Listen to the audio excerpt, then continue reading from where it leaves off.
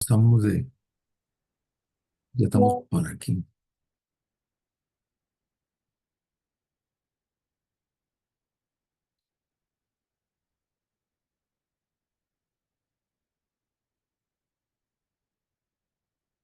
Ahorita vamos a empezar.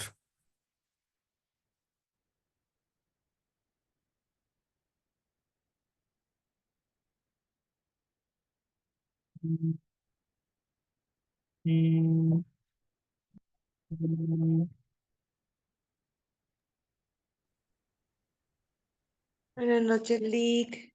Buenas noches, ahorita empezamos. Fíjate que no puedo iniciar mi cámara porque dice que el anfitrión me la deshabilitó. Ahorita voy a ver eso.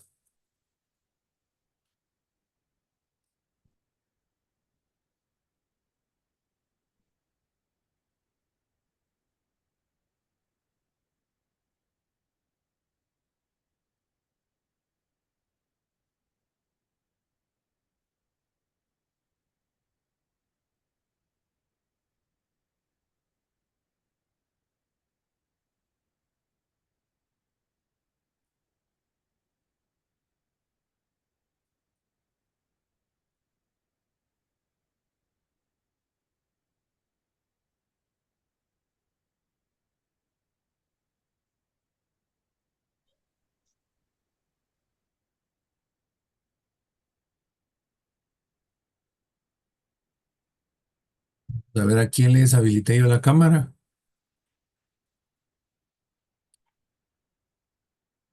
¿No está nadie deshabilitado? Ale. No. Sí, ella dijo que le había deshabilitado la cámara. ¿A quién? A Sandra. Vale. Todavía me sigue saliendo que está deshabilitada. Ale, vamos a ver. No, aquí no. No están Voy a deshabilitados. salir y voy a volver a entrar. Bueno,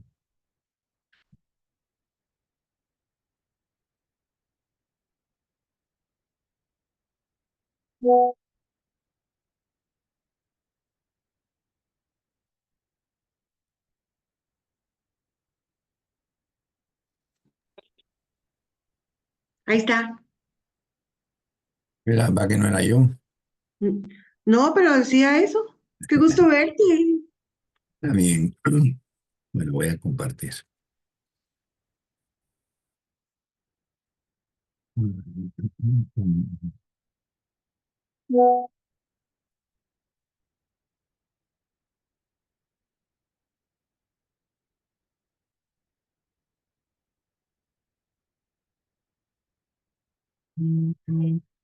¿Ven por ahí?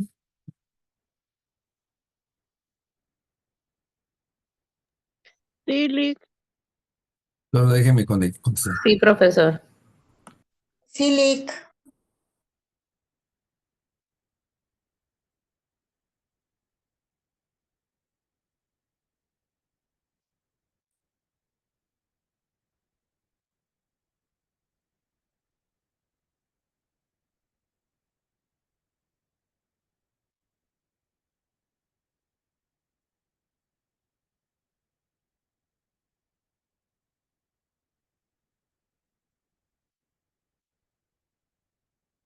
Vamos hoy con la segunda clase.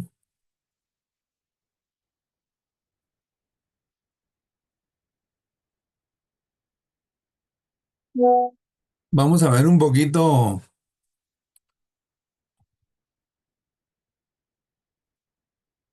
sobre la entrevista. ¿Qué investigamos en una entrevista? Voy a ir trabajando un poquito lo que es la entrevista psicológica y voy a ir haciendo la comparación con la entrevista eh, de acompañamiento. ¿De acuerdo?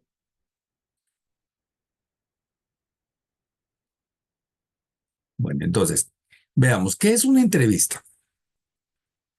Una entrevista es una conversación seria que va a tener un fin determinado más que solo conversar.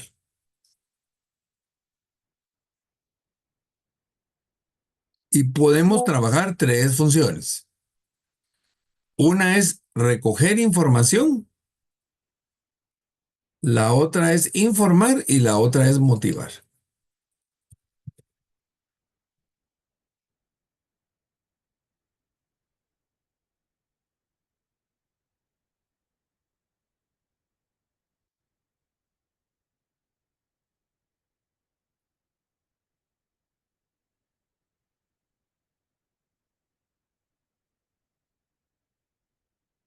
Entonces, la entrevista es un método para reunir información. Puede hacerse a través de una entrevista privada, a través de una reunión, que sería cuando son entrevistas grupales. En este tipo de, con este instrumento, la persona que se dirige al entrevistador, o sea, el entrevistado, cuenta su historia, da versión de sus hechos o va a responder a las preguntas que se le estén haciendo. Entonces, por ejemplo, a veces puede ser la persona haga una entrevista muy abierta donde desde el principio llegue y cuente todo lo que quiere contar. Otras veces podemos dirigirla a que nos narre acontecimientos. Y otras veces va a ser preguntas dirigidas. Y entonces, dependiendo de cómo lo esté contestando, la pregunta va a ser abierta o una entrevista cerrada.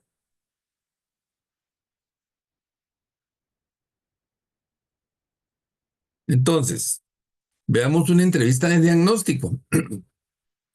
Cuando yo voy a diagnosticar a una persona, cuando voy a investigar, me interesa conocer la biografía de la persona. Y me interesa conocer lo que me está diciendo a través de sus opiniones, o sea, su lenguaje verbal, sus actitudes, su lenguaje no verbal y también sus características personales. La forma de ser de la persona, dónde va a entrar su personalidad, sus creencias, sus valores, etcétera. La entrevista, cuando vamos a hacer una entrevista directamente de investigación, vamos a ir, digamos que ustedes van a ir a hacer su tesina, entonces van a ir a investigar un tema. Entonces aquí lo que van a hacer es buscar personas competentes que les pueda ayudar en esa investigación que están buscando. Diferente a la entrevista de diagnóstico. Ahora, como le decía hace un momentito, las entrevistas pueden ser altamente estructuradas o muy cerradas, semiestructuradas, abiertas, libres o no estructuradas, o sea, sí, muy abiertas, no cerradas, y vivenciales.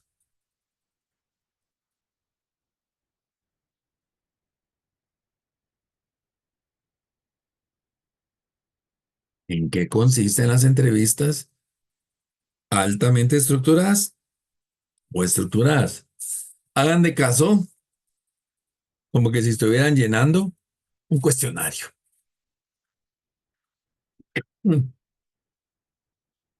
Van a plantear una serie de preguntas donde la gente casi no va a opinar, sino va a emitir algo. Se hace un esquema conceptual sobre el problema investigado y tratamos de recoger información sin exigir una profunda reflexión. Ejemplo, ¿cuál es tu nombre? ¿Cuántos años tienes? ¿Tienes papá, mamá? ¿Están vivos? ¿Cuántos hijos tienes? ¿Estás casado, casada? ¿En dónde estudiaste? ¿Dónde trabajaste? Entonces, mire, la gente solo nos está dando respuestas sin ponerlas a pensar. Este tipo de entrevistas es adecuado solo para obtener la información personal. En el caso de, por ejemplo, de que quiero que una persona me vaya a comentar su problema, tengo que tener claras algunas cosas. Por ejemplo, que viene a que me estoy acompañando y me dice que tiene problemas con su mamá. Entonces, la pregunta que yo le voy a hacer es, ¿cuántos años tiene tu mamá? Porque no es lo mismo. Una vez una señora me decía, una señora como de 40 años, creo, que tenía problemas muy serios con su mamá.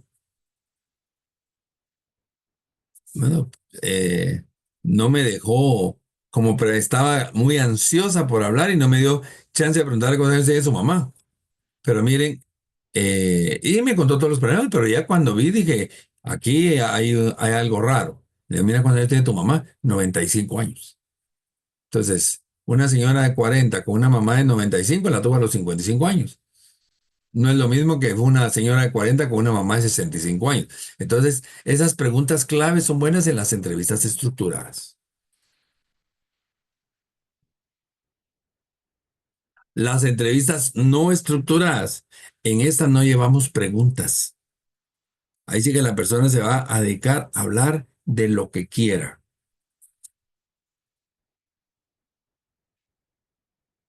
Cuando tenemos a una persona que le encanta hablar, que es muy parlanchín, muy hablantín, entonces aquí no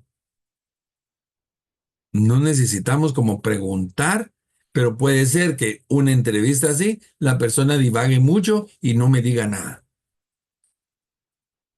Y entonces la ideal son las entrevistas semiestructuradas, porque va a permitir adaptarme a las características del sujeto. En una entrevista semiestructurada puedo repreguntar o reformular preguntas para comprender mejor al entrevistado. Y puede llevarse un guión o conjunto de preguntas preelaboradas, las que no tienen que formularse en una secuencia rígida, pero sí me van a servir de parámetro. Entonces, voy a diseñar mi entrevista. ¿Qué voy a preguntar? Voy a hacer caso de que voy a hacer una entrevista de contratación de personal, una entrevista de reclutamiento y selección. ¿Qué me interesa conocer yo como entrevistador? Me interesa conocer los datos personales del trabajador.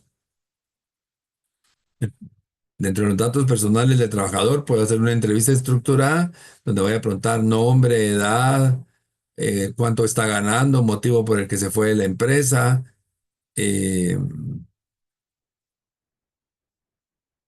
qué hacía en el puesto de trabajo,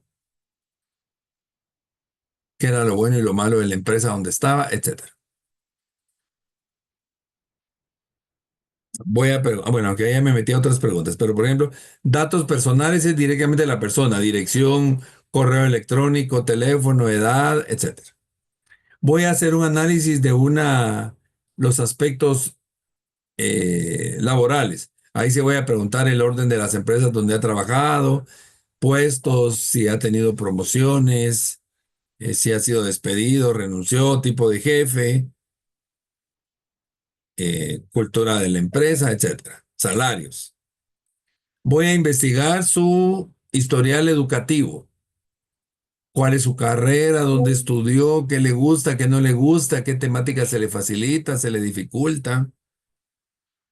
Voy a investigar su historial familiar. ¿Es casado, soltero? ¿Tiene compromisos familiares? Ahí puedo de una vez investigar sus aspectos socioeconómicos, cómo está en Ay, deudas, y a mí no me gusta etcétera. manejar carros que no son míos. Perdón, Sofía. Bueno. Y luego también vendrían cuáles son los planes a corto, mediano y largo plazo. Entonces ya vieron, hice como 5 factores de la entrevista y sobre los 5 factores estoy poniendo una serie de preguntas. Pero sobre esa serie de preguntas, en algún momento algunas las voy a preguntar, otras no las voy a preguntar. Esa es una entrevista semi-estructurada. ¿Alguna pregunta?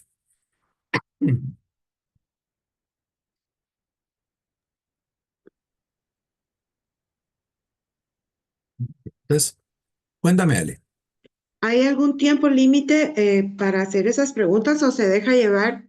Depende de cómo vaya respondiendo la persona que estamos, digamos, en la entrevista semiestructurada, que no solo va ya las preguntas, sino que se pueden, tú dices que hay chance de repreguntar y es un momento muy ambiguo. ¿Hay algún tiempo que No debemos más de de... una hora. Ah, ok, Unos 45 minutos está bien, porque si no la persona se cansa mucho. sí, Ahora, si estoy atendiendo un paciente terminal, unos 25 minutos, porque ok. están muy cansados.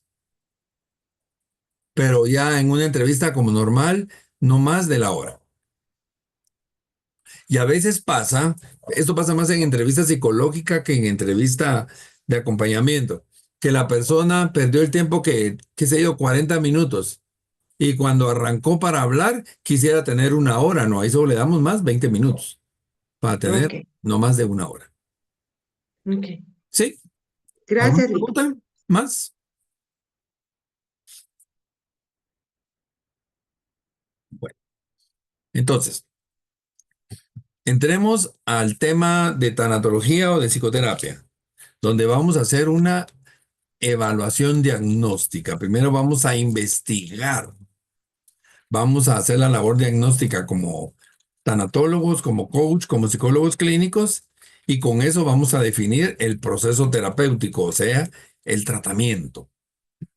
Entonces, la evaluación diagnóstica es la primera fase de un proceso terapéutico, y durante la cual vamos a alcanzar un conocimiento de las condiciones conductuales, biológicas, psicológicas, sociales, existenciales de la persona que estoy acompañando, con el objetivo de obtener un diagnóstico para poder delinearles el trabajo que vamos a hacer.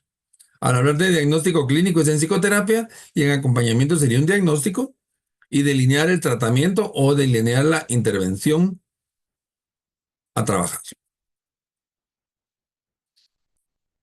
¿Qué podemos evaluar en un contenido, en una entrevista de diagnóstico? Vamos a evaluar primero el motivo de la consulta. Vamos a ver cada una de estas cosas ahorita. Los síntomas. Podemos hacer una rueda de la vida, evaluando el área de la vida. ¿Quién estará rayando por ahí? Ingrid Samayoa dice.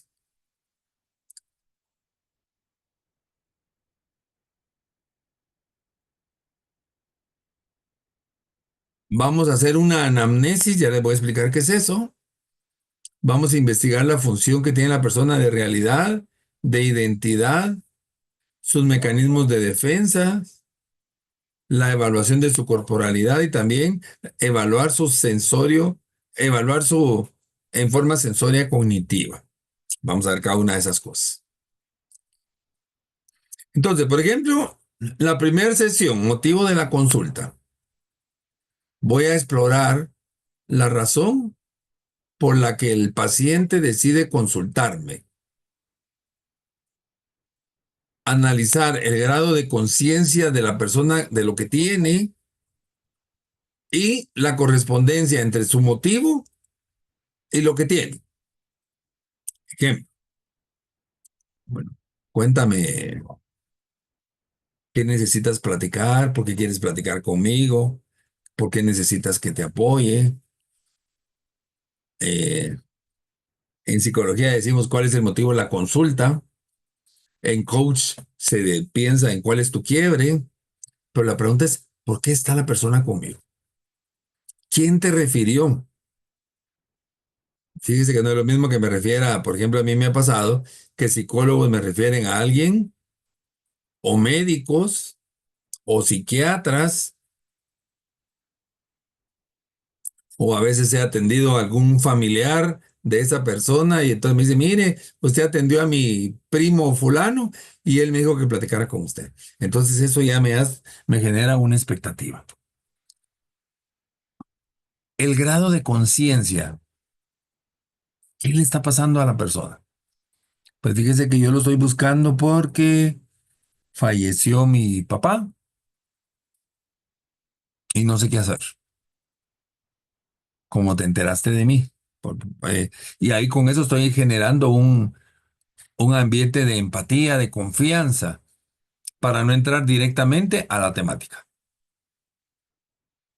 Ahí aprovechamos y empezamos a investigar cuáles son los síntomas que tiene. Ahorita voy a leer los signos que estoy observando y qué grado de angustia tiene la persona. Cuéntame, Ale. ¿Tienes apagado el micrófono?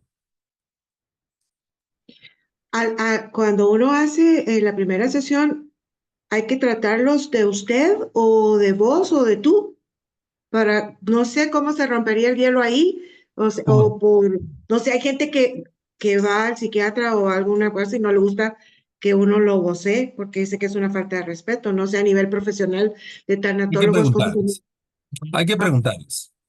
Por ejemplo, si es un joven, Eh, generalmente va a ser un vos, un tú, o puede ser un usted. Yo uso mucho el usted al Ujú. principio, pero por ejemplo, empiezo a trabajar contigo, Ale, ¿cómo ha estado? Pues bien, gracias. Ale, ¿cuántos años tiene? 25, porque no pareces de más, de 25. Eh, ¿A qué te dedicas? Pues, ¿a qué se dedica esa ama de casa?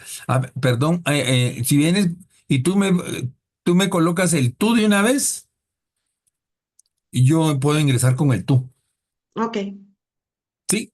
ok, Ahora, por sí, ya ejemplo, entiendo. con un mexicano, a los mexicanos les encanta el tú. Y si le embotas el usted, ellos lo sienten como ofensivo. O si te vas con un argentino o un uruguayo, lo tienes que tratar de vos. Ujú. Ok, Eh, ahora, por ejemplo, a mí eso me gracias. dijo una vez una persona. Bueno, alumnos. Un alumno me dijo, profe, estaban dando clases todavía en colegio. Usted en clase nos trata de tú. En el patio nos trata de vos y cuando está enojado nos trata de usted.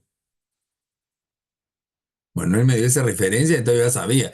Tiro un usted y hago silencio a la clase, ¿ah? Pero es intencional. Pero, por ejemplo, si estás entrevistando y yo vengo y le digo, bienvenida, ¿cuál es su nombre? Licenciada Alejandra Jiménez. Casi que me estás diciendo, yo soy licenciada, me respeta. Entonces, también le puedes preguntar, ¿cómo le gustaría que nos tratáramos? Es parte de la conversación. Generalmente, cuando yo voy a ver a personas mayores, hombres, mujeres mayores que yo, siempre les pongo el usted.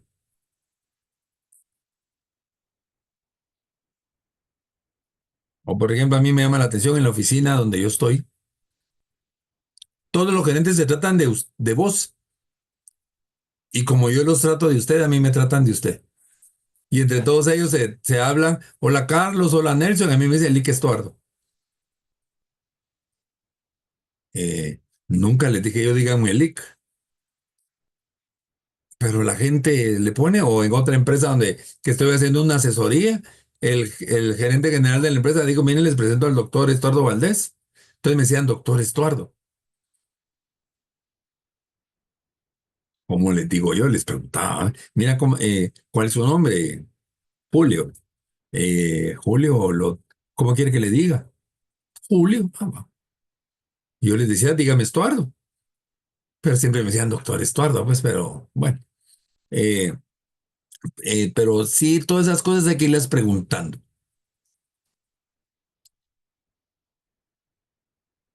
Bueno, entonces veamos, la primera entrevista. Por ejemplo, no, perdón. Sí, la primera entrevista podríamos hacer una rueda de la vida.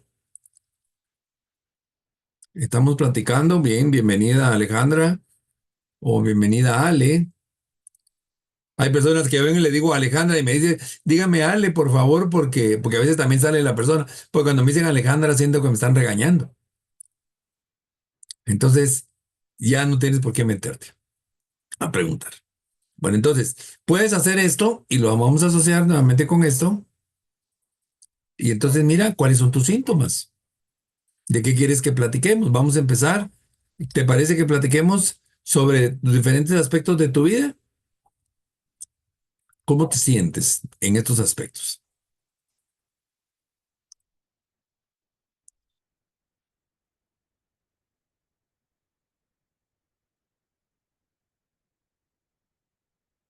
Luego, en esa primera sesión, vamos a establecer, vamos a evaluar dos indicadores. El logro que tiene la persona y qué tanto goza creativamente con esa fase. Entonces, por ejemplo, el logro se refiere al cumplimiento de aquellas señales relacionadas con el área de la vida y la etapa vital del sujeto que corresponden con la madurez y propósitos del sujeto. Y el goce creativo se refiere a la capacidad que la persona tiene para disfrutar sus logros, incluyendo la posibilidad de mantenimiento de un status quo. Y hay que tener cuidado de diferenciarse del gozo creativo al gozo adictivo. Entonces me voy a venir a este cuadrito A ver, cuéntame en tu área familiar, ¿qué logros has obtenido? Pues fíjese que tengo una familia muy linda, muy integrada, con mucha comunicación. Ah, ese es el logro. ¿Y qué sientes al hablarme de esa familia? Pues fíjese que muy bonito y no hay problema. Ay, sí tengo problemas con un hijo. Ah, por ahí ya te está dejando una problemática que puedes presentar. A nivel de pareja, mire, con estos 40 años de casado, me ha costado usted. Y te ha costado, pero ha salido adelante. Sí, porque a mí en mi casa me enseñaron que era prohibido divorciarme. Entonces ahí estoy identificando si hay problemas o no hay problemas. Si se siente la persona realizada y ha gozado. Porque yo conozco gente que ha estudiado, estudiado, estudiado y nunca ha gozado de sus estudios. ¿Sí estamos?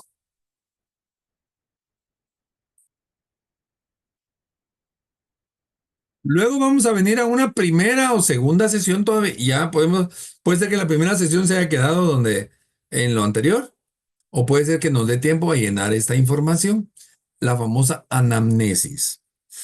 La anamnesis es la historia familiar, los mitos y la revisión de la historia de la vida del sujeto y sus hitos o hechos más importantes. Yo lo divido en dos, desde el nacimiento hasta la pubertad y desde la pubertad hasta el momento actual. Entonces, por ejemplo, yo puedo investigar en la persona su historia familiar, hacer su árbol genealógico, por ejemplo, el momento que nació, su situación de vida de infancia, su situación de pubertad. Entonces, pensemos. Estamos haciendo una entrevista de acompañamiento y de pérdidas. A ver, cuéntame, ¿cómo es tu familia? ¿A quiénes conociste?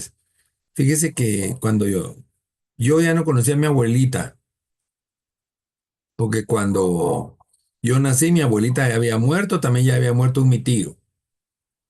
¿Y tu mamá o tu papá te contó algo de ellos? No, ese tema nunca se habló en la casa. Hay silencio por ahí. Cuando naciste, ¿qué pasó? Pues fíjese que yo nací por cesárea, me contaba mi mamá que me tuvieron que tener en incubadora 3 días, nací con bajo peso, o nací amarillito, o tuve X cosa al momento de nacer. También puede haber ahí una pérdida. Fíjese que los primeros, al 10.º día de nacido me tuvieron que operar del estómago, porque traía una malformación en el intestino. Bueno, me estoy inventando lo que puede pasar. Pues no es tan invento, pasa mucho. Ajá. Cuéntame de tu infancia. ¿Tuviste alguna pérdida en tu infancia? Sí, fíjese que cuando tenía 2 años se murió mi otra abuelita. Ah. Cuando tenía 5 años, a mí me habían regalado un perrito y lo atropelló un carro.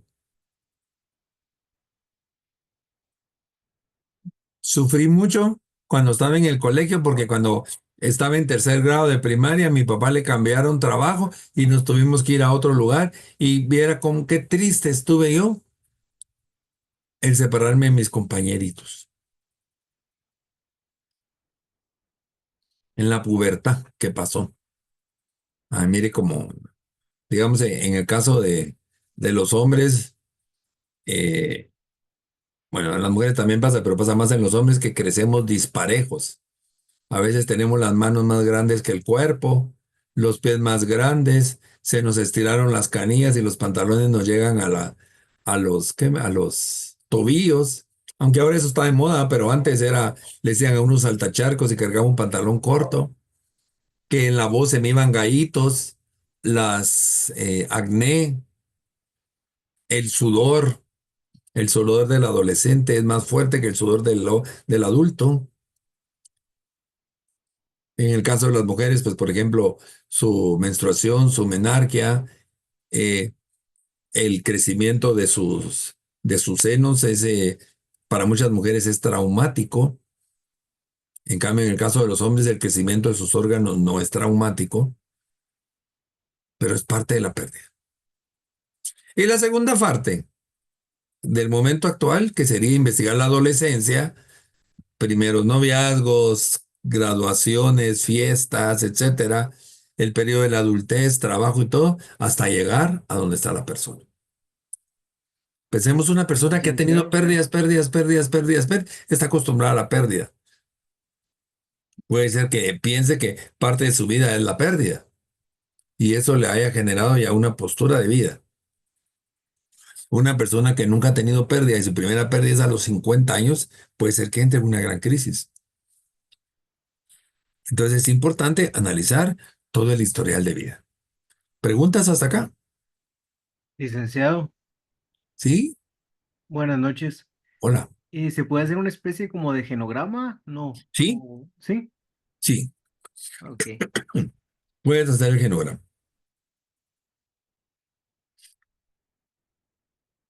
Para no escribir mucho.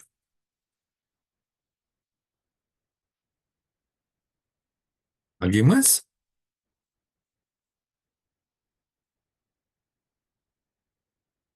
Sigamos con la segunda entrevista, con la segunda sesión. Ya vamos a investigar un poquito más el desarrollo vamos a analizar la función de identidad, la función de realidad, la evaluación del pensamiento, la evaluación de la corporalidad y sus mecanismos de defensa. Puede ser que aquí me quede en la segunda sesión e inclusive la tercera sesión ya vaya por aquí, dependiendo qué tanto, porque las primeras 2, 3 sesiones es de exploración, aunque siempre tenemos que hacer ya alguna intervención. ¿En qué consiste la función de identidad? Consiste en analizar la estructura mental que tiene la persona de sí mismo, con características positivas, negativas, coherentes y consistentes históricamente. Entonces vamos a ver si la persona reconoce su nombre, su edad, su nacionalidad, su sexo, a qué se dedica. Cuando yo estoy trabajando con personas con demencia senil, personas con Alzheimer, su función de identidad puede estarse perdiendo. También va a incluir rasgos caracterológicos, no caracterológicos, afines, complementarios y propios de una organización de personalidad. ¿Cómo es el carácter de la persona? ¿Qué tanto se complementa o no hacia su identidad? Por ejemplo, una vez estaba entrevistando a una señora que tenía un hijo como de 47, sí, de 47 años. Ella decía que tenía 55 años y que su mamá tenía 65. Entonces, cuando me dijo, mire, o sea que usted tuvo su hijo a los 8 años y su mamá la tuvo a usted a los 10 años. Se me quedó viendo así. Pero ¿qué era lo que pasaba? La señora no me quería decir su verdadera edad. Ella tenía 65, él 47 y le puso la edad de la mamá. Ahora, la pregunta, ¿por qué? Ahí descubrí que ella no me lo quería decir, pero hay personas que cambian las edades. Conozco una señora que tiene ahorita 92 años, que ella dice que sus hijos tienen entre 85 y 95 años. Ya la señora ella sí ya tiene problemas de demencia senil. A veces mire, ¿y quién es ella? Ella es la muchacha de la casa, y no es la muchacha, sino que es su hija. O, ¿quién es ella? Es mi mamá, y a lo mejor es su hija o su hermana. Entonces, ahí estoy también descubriendo situaciones de identidad. ¿Sí estamos? ¿Para qué es importante saber la identidad de la persona? Para ver qué tanto le creo o no le creo a mi paciente. Pero creerle en el sentido para poder abordarlo, no creerlo en el sentido de confianza o no. ¿Alguna pregunta?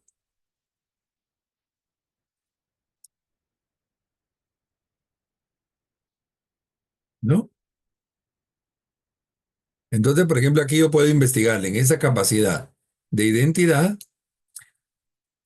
la integridad o difusión que tiene la persona de su identidad, la riqueza y coherencia de la descripción de lo que ella me está contando, las cualidades que la hacen igual y o distintas a los demás, la representación mental que se tiene como persona y las características de su familia, sus seres queridos, papá, mamá, pareja, amigos, hijos, etcétera. Entonces, esta función de identidad es clave. A veces cuando estoy atendiendo a una persona que acaba de perder a un familiar, puede ser que tenga problemas de identidad. Ayer me tocó acompañar a un compañero de colegio que se le murió su papá. Y en eso vengo y le digo, mira, bueno, de entre todas las veces que mira, ¿y tu mamá hace cuánto murió? A mi mamá murió hace como 2 años. Y le digo yo, Rodolfo, se llama este amigo, Rodolfo, ¿tu mamá murió antes del año 2000? Sí, me dice, pero del 2000 para acá no son 2 años. Ah, no, perdón, son como 25 años. Ah, ¿qué pasó ahí? Puede ser que él estuviera pensando en otra situación. Eso, cuando uno está en duelo, también se le pueden olvidar a uno las cosas. ¿Dónde estoy? O no sé si les ha pasado que se han recostado a dormir y cuando se despiertan, tal vez se durmieron a las 3 de la tarde, su siesta de 15 minutos y cuando despiertan piensan que es el siguiente día. ¿A alguien le ha pasado eso? Pierde uno toda la identidad y hasta sale uno corriendo y dice, pero ¿y por qué estoy corriendo? O el domingo nos levantamos tarde y este domingo me levanté corriendo y cuando ya me estoy bañando a las 5 de la mañana me doy cuenta que era domingo y ahí dan ganas de regresar a la cama.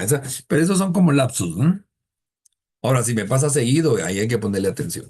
Licenciado, Sí, y podría entrar en este apartado la desrealización, despersonalización. sí, ¿Sí? ahí empieza la despersonalización. Gracias. ¿Listo? Bueno, ahora nos vamos a la función de realidad. Esa función de realidad es parte de la despersonalización también, Pablo. Vamos a analizar la estructura mental de la persona en cuanto a sus posturas básicas para establecer qué tanto se relaciona con su entorno.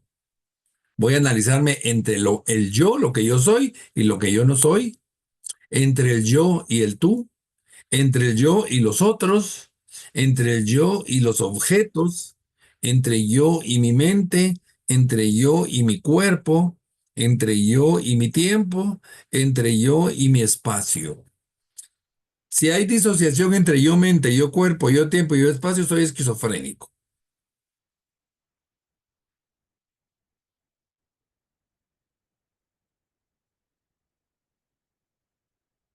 Les voy a poner un ejemplo. Fui a visitar a un enfermo que se fracturó fémur, cadera y todo. Y entonces le pregunto, cuénteme cómo fue el accidente. Y me dice la persona, se me olvidó caminar. No sé cómo caminar y en lugar de dar un paso, moví los dos pies al mismo tiempo y así me caí. ¿Por qué se le olvidó caminar en ese momento? Ahí tuvo una función de no realidad entre él y su cuerpo.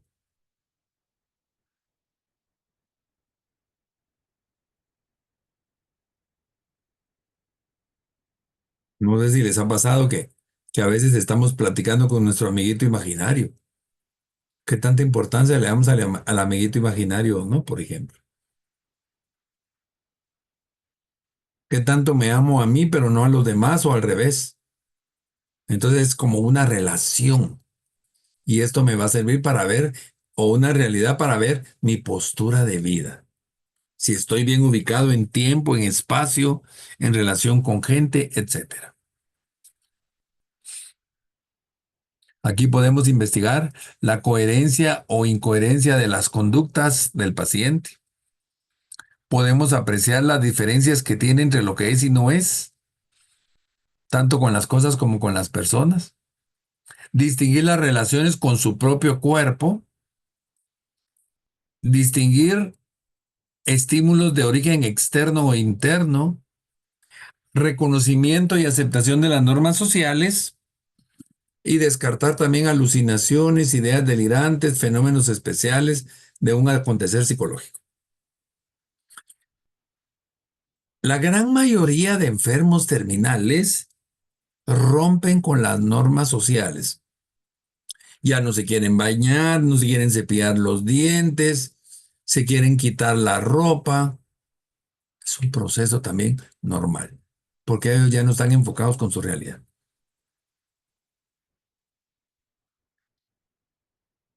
¿Preguntas?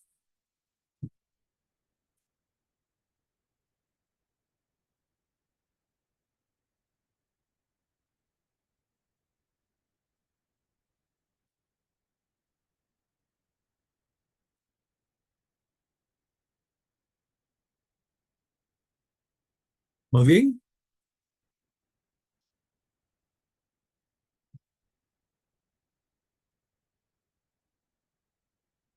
Vamos a revisar también los mecanismos de defensas, que van a ser los recursos psicológicos que la persona utiliza como defensa para preservar su sentimiento de placer y de seguridad frente a la angustia generada por conflictos internos y por las amenazas del mundo externo. Por ejemplo, barreras que permitan rechazar también nuestros impulsos y solucionar conflictos internos, externos, ambientales. Entonces, ¿cómo te defiendes ante el acoso de la gente? Cada quien tiene su mecanismo para defenderte. ¿Qué mecanismo utilizas ante la tristeza, ante el enojo, ante los problemas sociales, ante la presencia de una persona que me invade? Por ejemplo, tengo el caso de un muchacho que le gusta participar en actividades grupales, tendrá unos 26 años, pero él es autista. Él ha hecho muchos estudios del autismo, se reconoce como autismo, cuenta a todos que es autista. Y está dentro del grupo, pero se mantiene lejos. Por ejemplo, él llega a las actividades así de grupos sociales, pero se pone audífonos para no oír la bulla muy fuerte. Cuando alguien lo va a abrazar, él inmediatamente él pone la mano así estirada como para que denme la mano, pero no me abracen. Son sus mecanismos de defensa. Él los racionaliza mucho. Hay personas que no los racionalizan. Es cómo aprendimos a defenderme de situaciones neuróticas.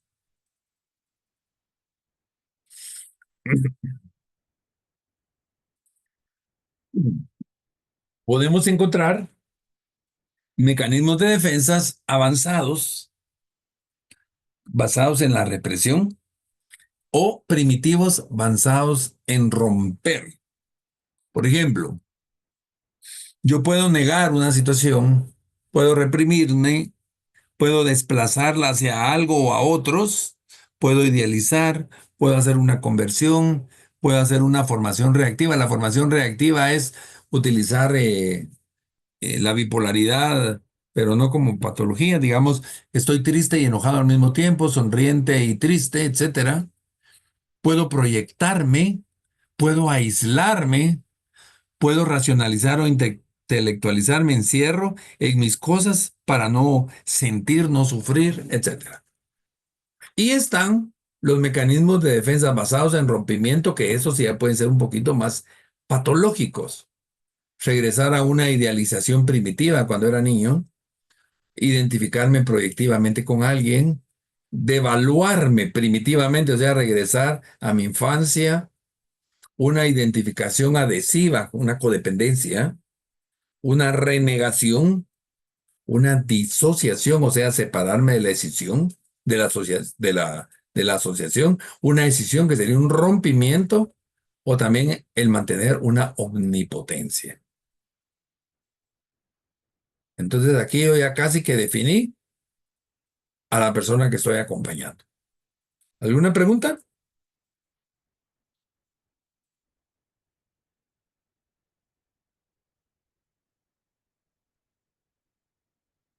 Luego viene la evaluación de la corporalidad.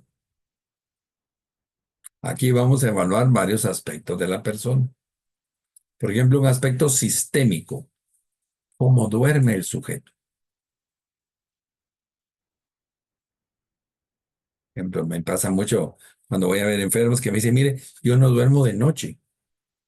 Y le pregunto tal vez a la enfermera, ¿y por qué no duerme de noche? ¿Por qué pasa durmiendo todo el día?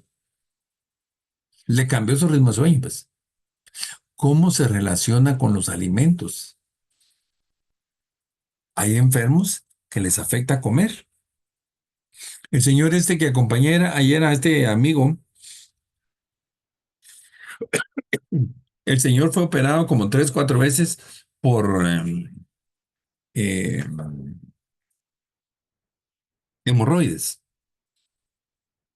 Él era muy estreñido y él tenía pánico a que lo volvieran a operar de hemorroides. Entonces, cuando él no podía ir al baño, lo que dejaba es de comer. Y dice que a veces pasaba hasta 36 horas sin comer. 3 días sin comer. Y hasta que ya podía ir al baño, empezaba a comer. Pero esa descompensación, imagínense. Eso fue durante los últimos 6, 7 años así. ¿Cómo funciona su sistema excretor? Tanto el urinario como el intestinal. ¿Qué tanta facilidad o dificultad tiene para hacer pipí o para hacer popó? ¿Cómo funciona sexualmente? Fíjense que mujeres con cáncer pierden su autoestima, se alejan de su intimidad sexual o las parejas ya no quieren tener intimidad. Y eso les va a afectar en algún momento. Un hombre con problemas de próstata, el gran temor a que vaya a tener disfunción eréctil, el que ya no pueda funcionar sexualmente, les entra conflicto. También en la persona que, en cuanto a la función excretora, ya no tienen incontinencia, tienen que usar pañal desechable, por ejemplo. Vamos a analizar su aspecto estructural, por ejemplo, sus características corporales.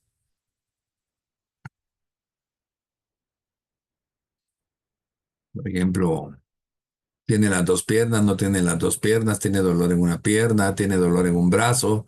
En un brazo le dificulta moverlo porque tiene problemas del manguito rotador. De tanto de estar acostado, pues tiene úlceras en la espalda, etcétera. Su genotipo, sus genes, de que ha padecido toda su familia. Hay personas que viene cáncer, cáncer, cáncer, cáncer y la persona tiene cáncer. O sea, la predisposición que tiene. Fenotípicamente, el ambiente. Hoy, por ejemplo, estaba leyendo un estudio que aquí en Guatemala no lo hacen, pero en Estados Unidos sí. Que la leucemia proviene mucho del moho negro. Hay más probabilidades que una persona de escasos recursos que vive en ambientes de humedad tenga leucemia que una persona que no lo tenga. O a veces también mi casa puede ser la casa en la colonia más lujosa del mundo, pero está llena de humedad y yo la he pintado, pero no he trabajado y eso me puede provocar una enfermedad. Y viene la evaluación bioanalítica, un análisis biológico. También se ha hecho exámenes de laboratorio, radiografías, ultrasonidos, tomografías, etcétera. Luego vamos a analizar también el área funcional, la ausencia o presencia de enfermedades y si ha tenido síntomas o no en las enfermedades. Y luego vienen los síndromes. Síndromes es el conjunto de síntomas, donde podemos ver síndromes alexitímicos, que son síndromes emocionales, o los psicosomáticos directamente de la enfermedad. Por ejemplo, la gripe es un síndrome. ¿Qué es la gripe? La gripe es congestión nasal, dolor de cabeza, alergia nasal, dolor de huesos, temperatura. Son 5, si quieren, enfermedades o carencias, y la unión de esas 5 se llama gripe. Entonces la gripe es un síndrome. Entonces es importante también completar mi cuadro con análisis de un experto. Siempre que a mí me llega alguna persona que tengo que atender, le pregunto, ¿cómo está su concepto de análisis médico?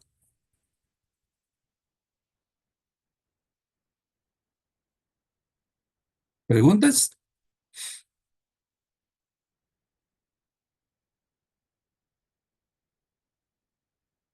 ¿No?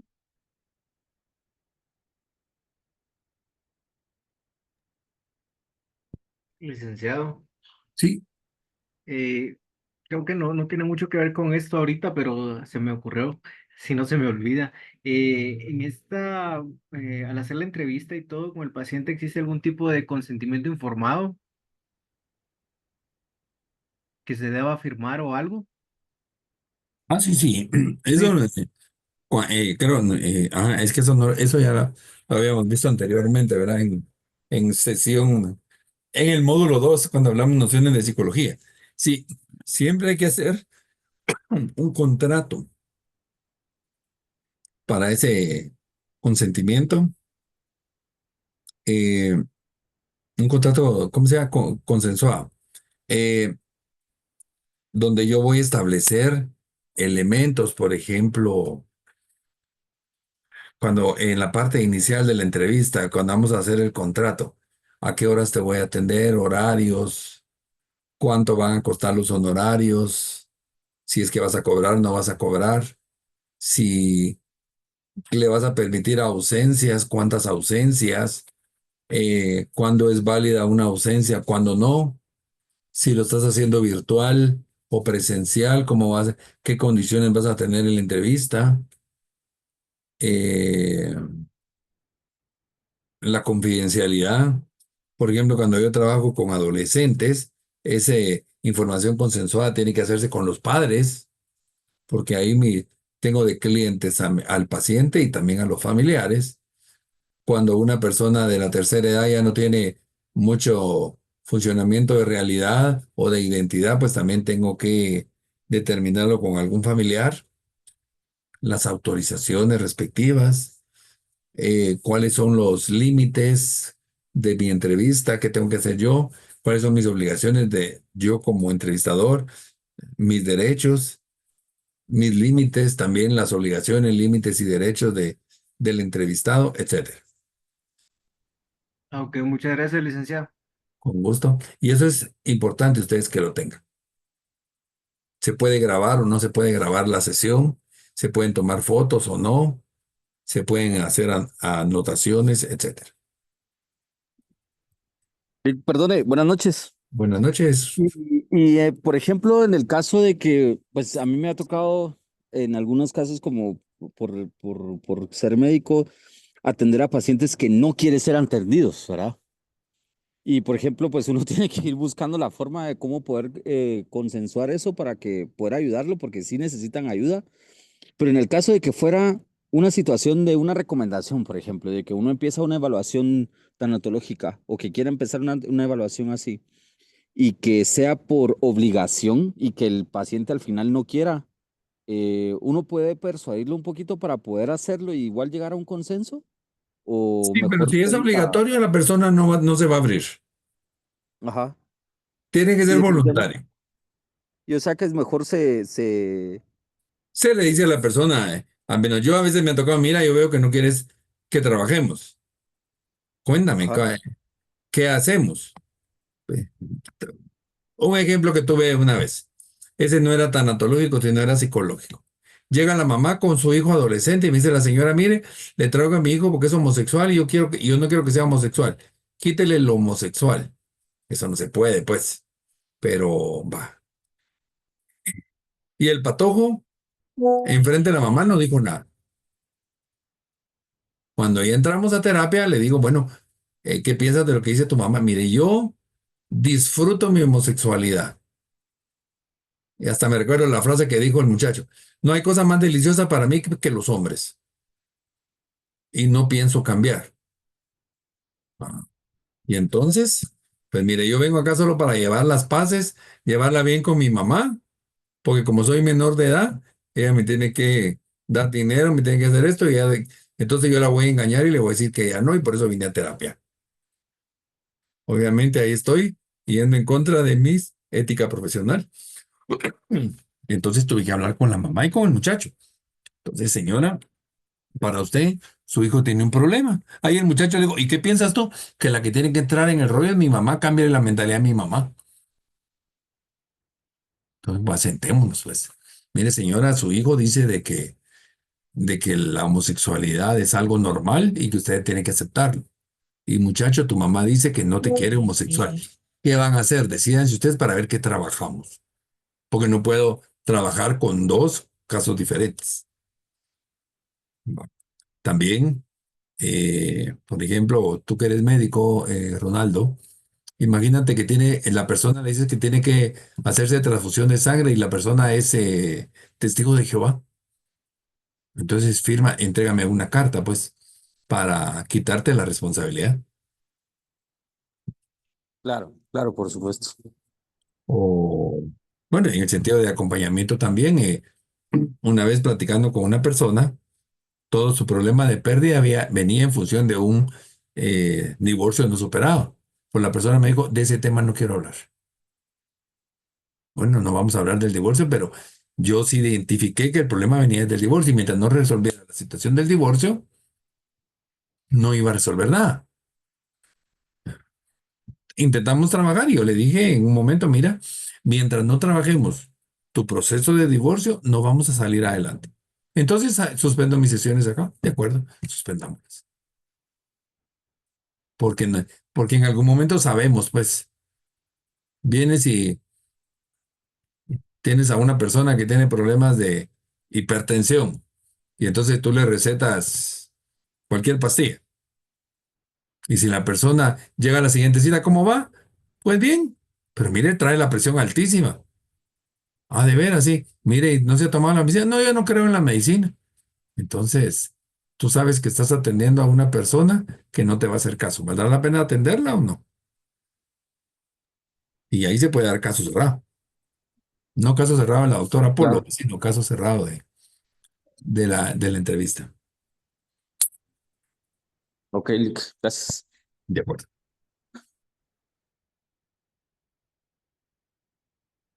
También podemos hacer un análisis del pensamiento de la persona para evaluar sus procesos cognitivos básicos y sensoriales.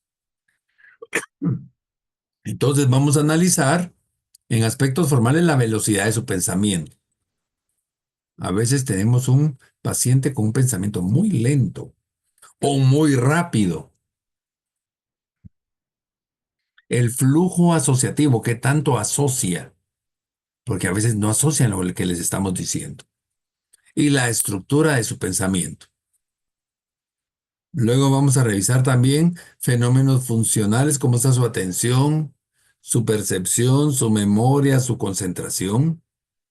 Y vamos a ver también sus fenómenos especiales, si hay delirios, alucinaciones, lenguaje agresivo, que es muy común en enfermos terminales, y ecolalias. Ecolalias es repetir lo mismo. Pero si eso ya me lo dijiste no sé cuántas veces, puede decir uno, eso no hay que decirlo, ¿verdad? Porque muchas veces en esos fenómenos especiales quien más sufre es la familia que el mismo paciente que ni se da cuenta. Entonces también aquí es importante hacer ese respectivo análisis. Bueno, ¿alguna pregunta hasta acá?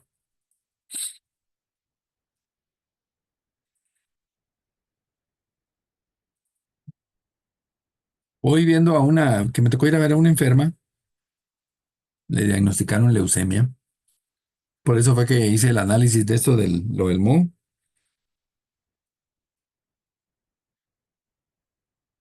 Me dice la mamá, mire, si mi hija empieza a hablar de que vio a su tía y a todos los que están muertos, ¿será que se va a morir? Porque muchas veces tenemos eso metido en la cabeza nosotros. ¿Por qué los enfermos terminales llaman a sus muertos? Entonces, la parapsicología dice que son los espíritus los que los vienen a traer. Pero como yo no me he muerto para saber si es cierto o no, yo no puedo definirles esa situación. Pero muchas veces también puede ser un síntoma de... Es como regresar un duelo a nosotros. Digamos, sufrí cuando se murió mi mamá, por decir algo. Entonces, en el momento donde yo estoy sufriendo porque me estoy muriendo, como que el acompañamiento que ando buscando es el acompañamiento de mamá.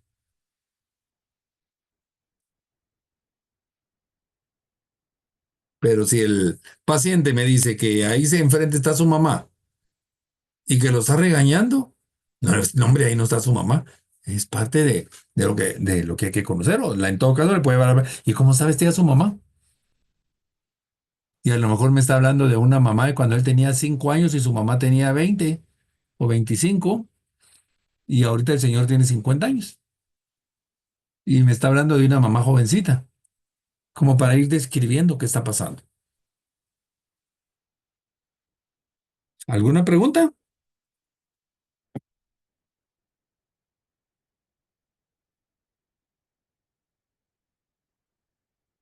¿No? Bueno, todo esto que vimos lo podemos hacer yo trabajo no más de 8 sesiones. Y al mismo tiempo que voy obteniendo información, pues también estoy generando trabajo. Si, por ejemplo, veo que hay problemas de evaluación del pensamiento, pues puedo poner algunos ejercicios, algún ejercicio de concentración. O si la persona tiene problemas de alguna enfermedad, digamos, lo que se pierde mucho estando en la cama, un enfermo pierde mucho proteína y la proteína es parte de su músculo. Los puedo poner a hacer ejercicios eh, con esta cosa de agua en lugar de, mire, vaya a estar haciendo este movimiento para que la persona se entretenga, por ejemplo. No forzosamente le vamos a pedir que compre un gimnasio para su casa. Si la persona tiene problemas de mecanismos de defensa, pues también ver qué le ayuda a resolver su situación. Si la persona tuviera problemas de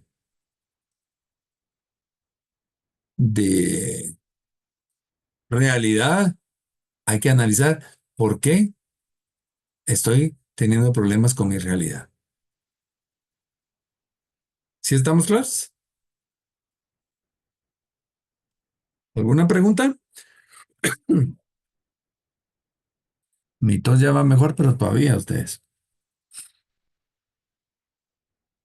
Bueno, entonces ahora vamos a ver los recursos del terapeuta o del acompañante o del tanatólogo. Entonces nosotros nos debemos valer de varios recursos de comunicación y clínicos básicos. Por ejemplo, el rapport y la empatía. ¿Qué es rapport? La palabra rapport significa romper el hielo, mantener un ambiente de acogida, de diálogo, de empatía, de confianza con mi paciente. Entonces, ¿lo abrazo o no lo abrazo? ¿Lo toco o no lo toco? Va a depender mucho de la persona. Me tocó ir a atender a una señora que le acababan de quitar una pierna. Le amputaron la pierna. Y la señora estaba llorando mucho y me dice, me duele mi pie. Y la gente no me cree. Le digo, no tenga pena, eso es el, el miembro fantasma que le llaman. Porque el cerebro no sabe que te cortaron el pie. El cerebro sabe que te lastimaste el pie porque te cortaron el nervio. No te arrancaron el nervio del pie, te cortaron ese nervio. Entonces le digo a la persona, ¿me permite? ¿Puedo poner su mano en el muñón? Sí, me dice. Entonces le voy a hacer cariño a su pie. Y miren, lo agarré como a la altura del pie y me decía, ay, me está haciendo cosquillas. Pero si la persona no me da el permiso o algo, si no genero rapport, no lo va a querer, pues. ¿Qué tan cómoda se siente la persona conmigo o yo como entrevistador? ¿Qué tan comodidad estoy brindando? Y también qué tan cómodo me siento con, ¿cómo se llama? Con el paciente o con el paciente. Una vez me tocó ir a atender un coreano. Ustedes, sufrí mucho, me sentía incomodísimo por el olor. Los coreanos huelen a ajo, algas y todas esas cosas. Y ellos dicen que nosotros olemos a pollo. Pero miren, este coreano enfermo, muy enfermo, casi no se bañaba, sudado, con incontinencia urinaria. Entonces, su cuarto era una peste de ajo.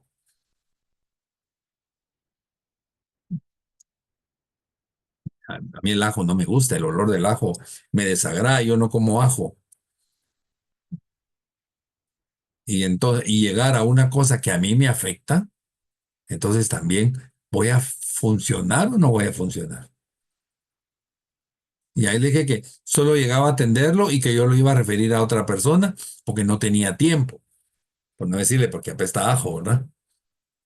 Pero esa empatía también, ponerme en el papel de la persona. Eh, Antier, yendo al San Juan de Dios, una niña de 14 años se fracturó el fémur y ya iba de salida. Y la tenían que trasladar de la cama a la camilla. Pero la niña era una niña súper sobreprotegida y entonces enfermeras, doctores no podían hacer nada con ella porque la niña lloraba, lloraba y lloraba y lloraba y no se dejaba, porque ahí estaba la mamá. Entonces les digo, ¿me permiten? Sí. A ver, ¿cómo te llama la niña? Me dijo que se llama Rocío. Habla Rocío, qué bonito tu nombre. ¿Te duele, verdad? Sí, me dice, me duele. Va. Pero no te podemos ayudar, tú vas a tener que ayudar. Vamos a hacer una cosa. Eh, Te vamos a trasladar hoy porque hay ahí dos bomberos, estoy yo y hay otro señor, y entre los dos vamos a trasladarte con las sábanas. Entonces vamos a mover las sábanas y vas a estar en la otra cama. Si te duele, vas a respirar profundo, tomas el aire lo más que puedas en la nariz y vas a ir sacando el aire. Y así te olvidas del dolor. Y a la señora le dije, señora, váyase allá a la puerta, espere a su hija allá. Porque la señora me estaba generando un ambiente de no empatía con la niña. Y la niña se movió y ya no lloró. Bueno, ahora ya pasamos. Ahora te tenemos que quitar esta sábana porque esta sábana es del hospital. Entonces te vamos a mover para un lado, tú vas a levantar la pierna y le fui dando todo el procedimiento, pero generándole la seguridad. Y le dije a un bombero, no tápele la cara, sino tápele la visión para con la mamá, porque ella lo que está generando es llanto y lástima para que la mamá la atienda. Eso es empatía.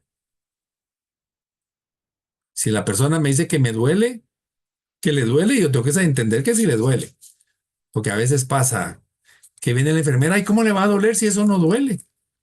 Cada quien es su mundo. Eso es lo primero que tenemos que manejar. El segundo elemento es los dominios de técnicas de entrevista. Tenemos que saber entrevistar. ¿Qué voy a preguntar? Fíjense que la respuesta que me van a dar es lo que yo voy a preguntar.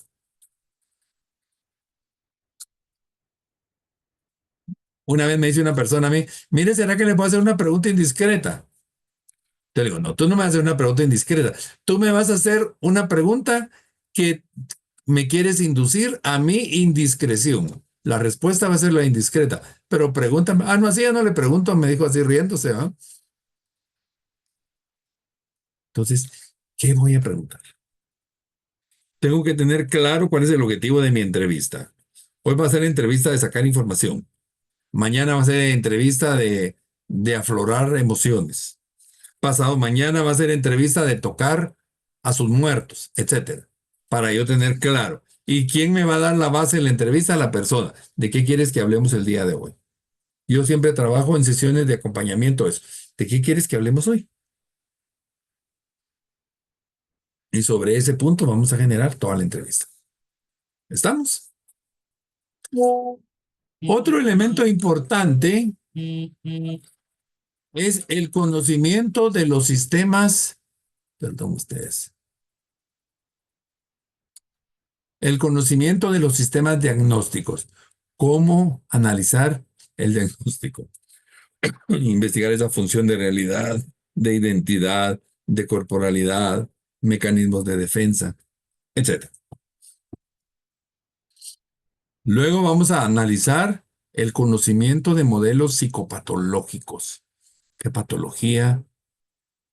¿Hasta dónde podemos llegar?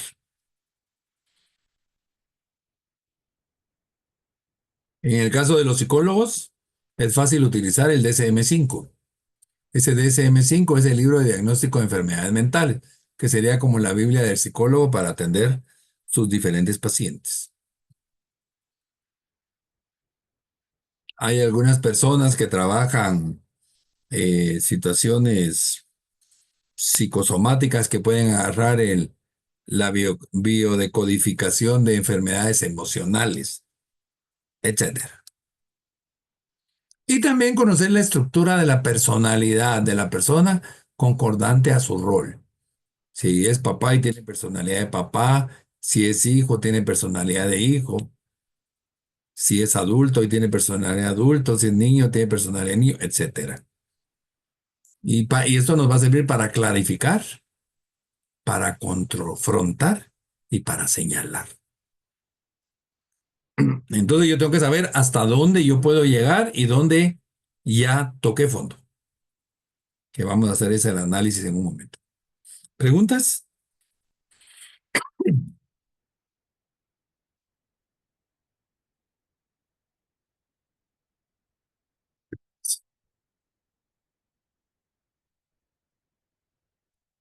Entonces, a medida que yo recabo información, me voy a plantear hipótesis diagnósticas para orientar la evaluación y al obtener la información voy a construir mi hipótesis diagnóstica, que es lo que yo supongo, y lo voy a ir confirmando, confrontando con la persona que estoy atendiendo. Entonces aquí yo voy a establecer si hay alguna alteración, alguna disfunción, algún trastorno, algún síndrome, alguna reacción, alguna enfermedad. Voy a diagnosticar la estructura de la personalidad o la organización de la personalidad de mi paciente y un juicio sobre la información que ya tengo, el cuadro clínico y la estructura de la personalidad.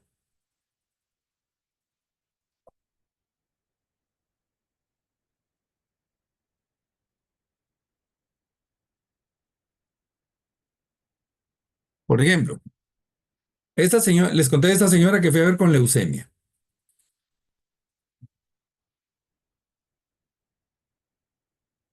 Es tercera sesión que tengo con ella en el hospital. En la primera sesión tenía que ella sus uñas esas que están de modas acrílicas con todas las decoraciones y todas habidas y por haber. En la sesión que llego hoy, la veo muy decaída. Yo supuse que era porque ya le habían dado resultados. Y me dice, hola, ¿cómo estás? Enojada. ¿Y por qué te trataron mal? Perdí el glamour, mire, me enseña los dedos, ¿va? Así, sí, todas sus uñas, mire mis uñas, todas horribles, me quitaron todas mis uñas. Dije eso, miren, su estructura de personalidad. Ahora, le pregunto, Sandra Leticia se llama.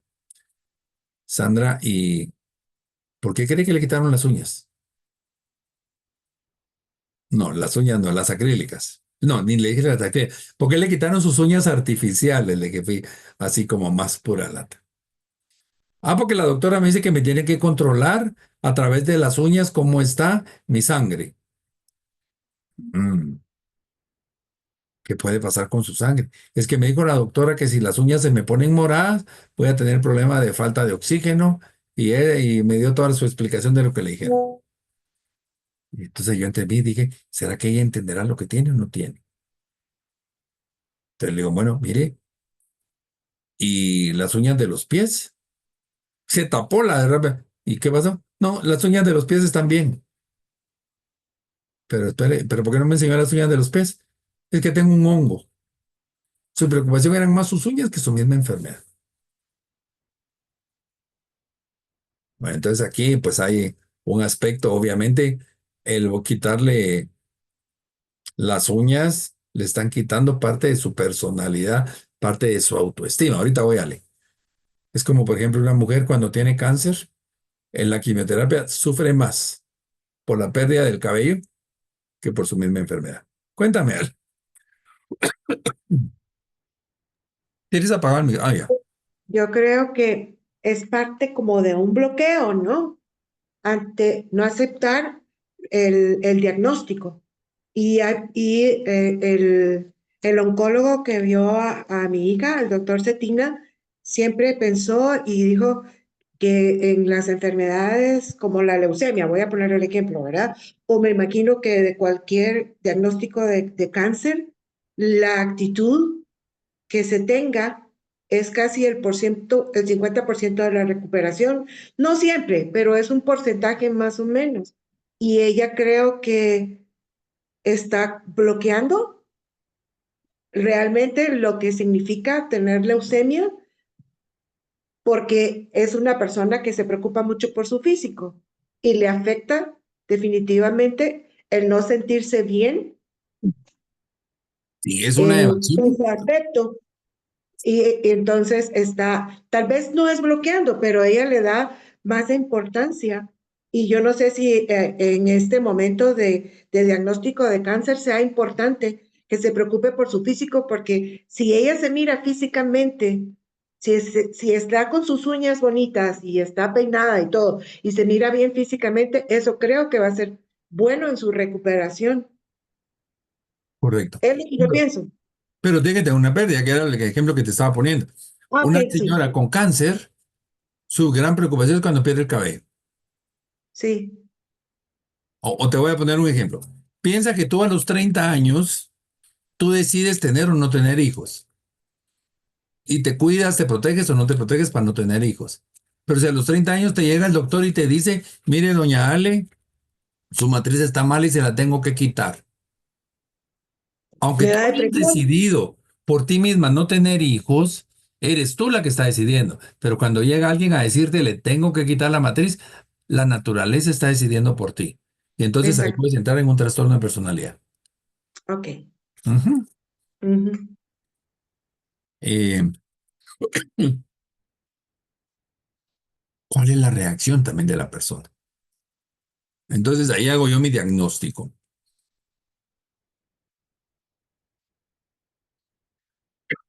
Además, debo incluir, por ejemplo, la etiología, o sea, el origen de lo que está sucediendo. Si el origen de la persona son factores biológicos, psicológicos o sociales.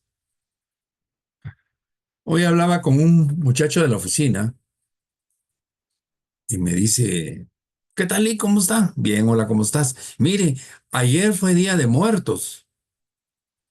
¿Cómo así? Le digo, fíjese que en mi colonia se murieron 3 personas.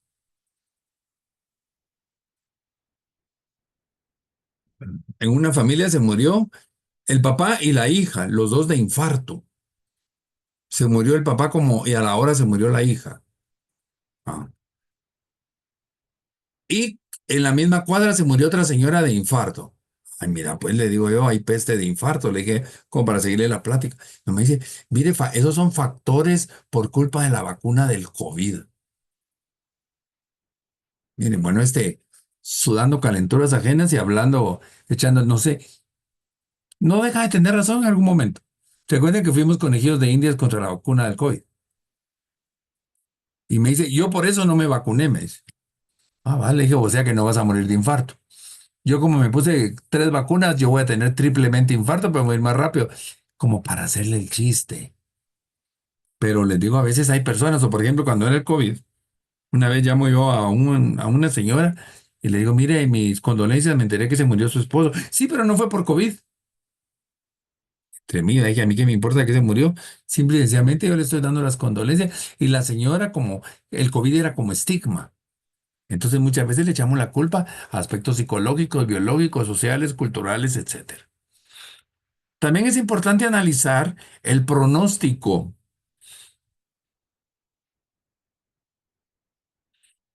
Qué tan alto, qué tan bajo, por ejemplo.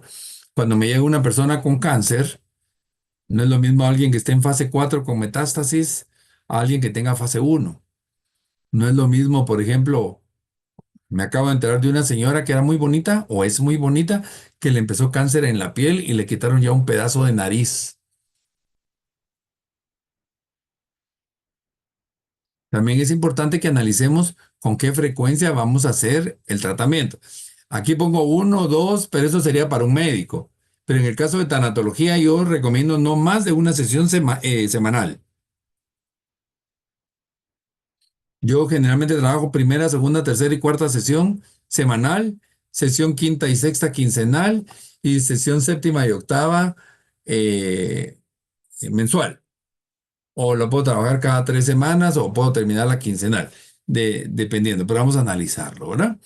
Y luego lo que platicaba Pablo del contrato terapéutico, que vamos a hacer objetivos terapéuticos, cuáles son los deberes y responsabilidades tanto del terapeuta como del paciente. ¿Sí? ¿Preguntas? Y todo eso va dentro de la hipótesis diagnóstica. Ayer me metí, me llegó un chat de psicólogos, profesionales en psicología, y decía, alguien que me pueda recomendar un psicólogo bueno. Ay, yo me dio risa y les escribí, tú eres psicóloga y estás en el chat de profesionales de psicólogos y estás pidiendo psicólogos buenos. O sea que aquí hay psicólogos malos, ya nadie me contestó. Sé que era imprudente de mi parte hacer el comentario, pero a mí se me dio la gana por preguntar. Cuéntame, Ale.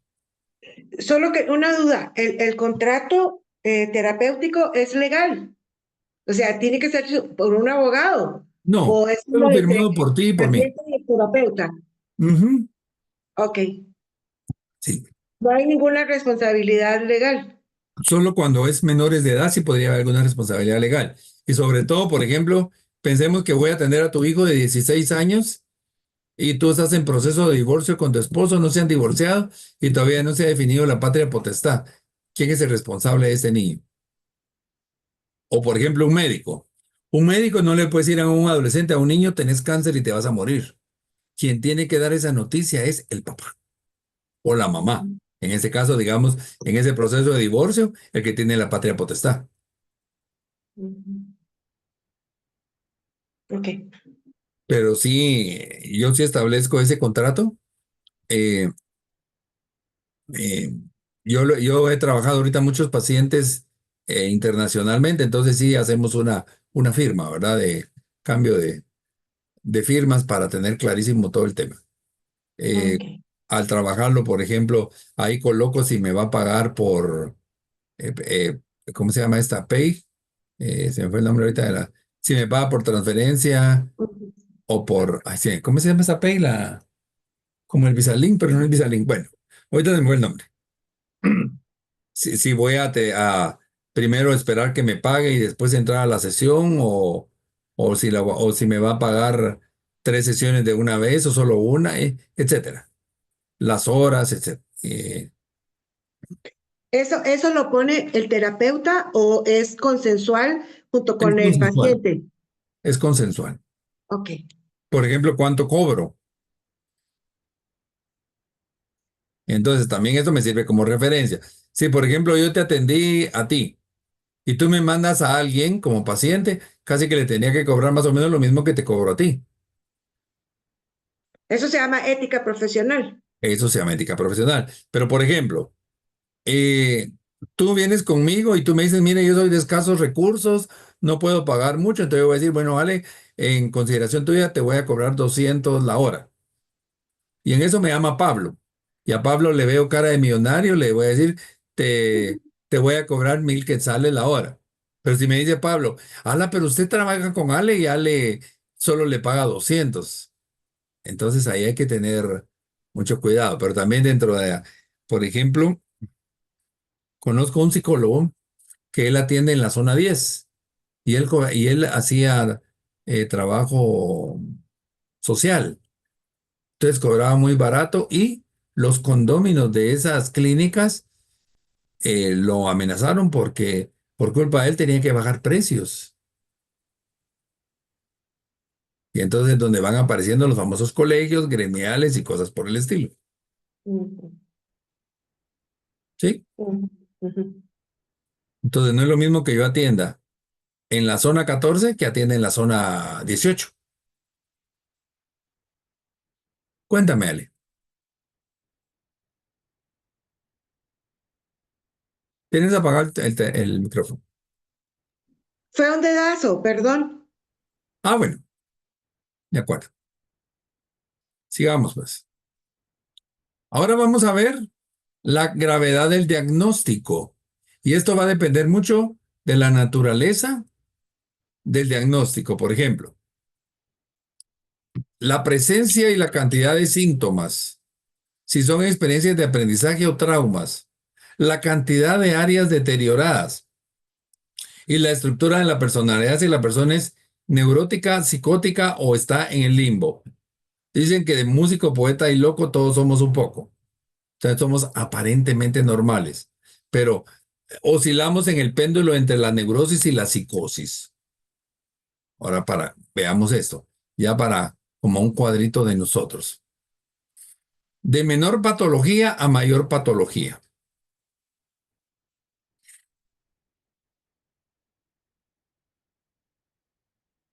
En ese orden estarían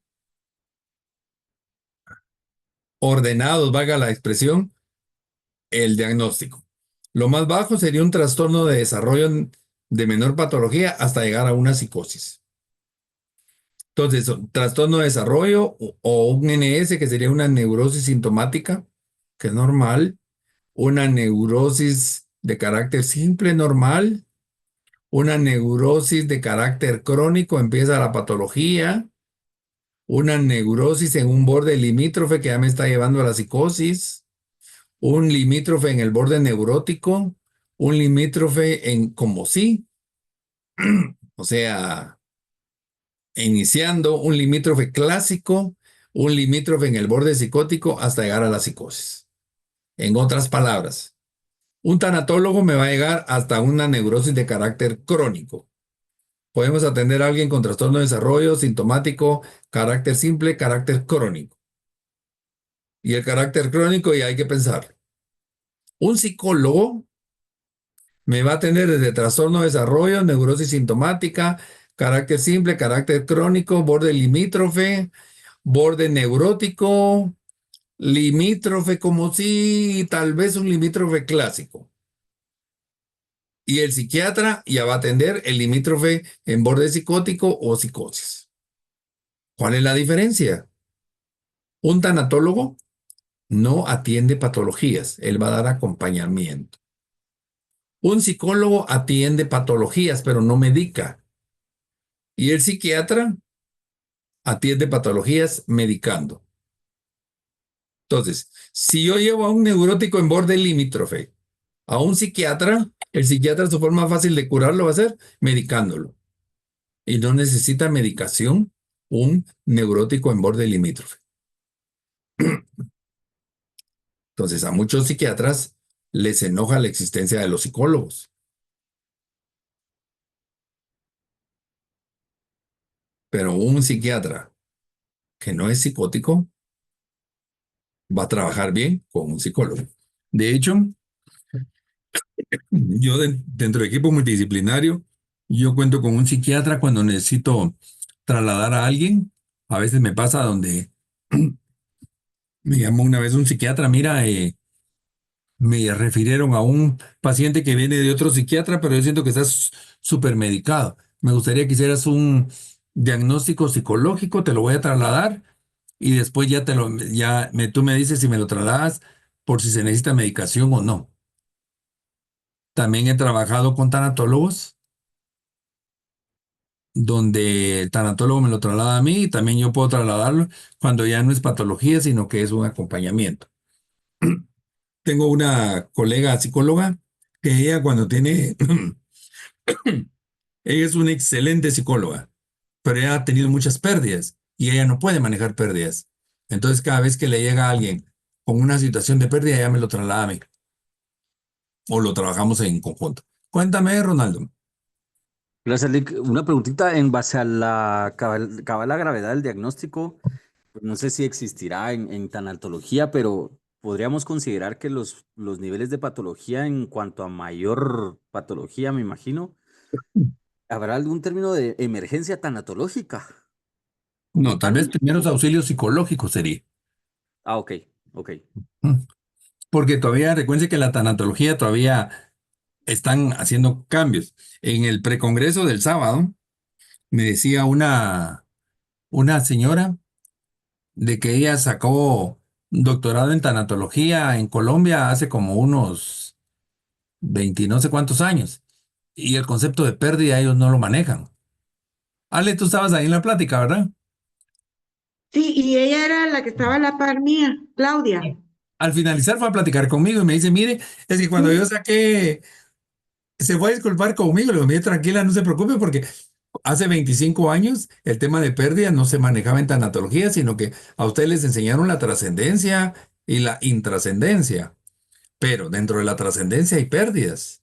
Por ejemplo, se muere mi perrito, trascendió, pero a mí me afectó porque ya no lo tengo físicamente.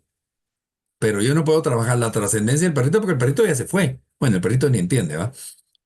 Pero yo me quedé triste porque yo no me quedé intrascendido. Yo perdí la trascendencia de otro. Cuando a veces le expliqué, ya le capté, me dice.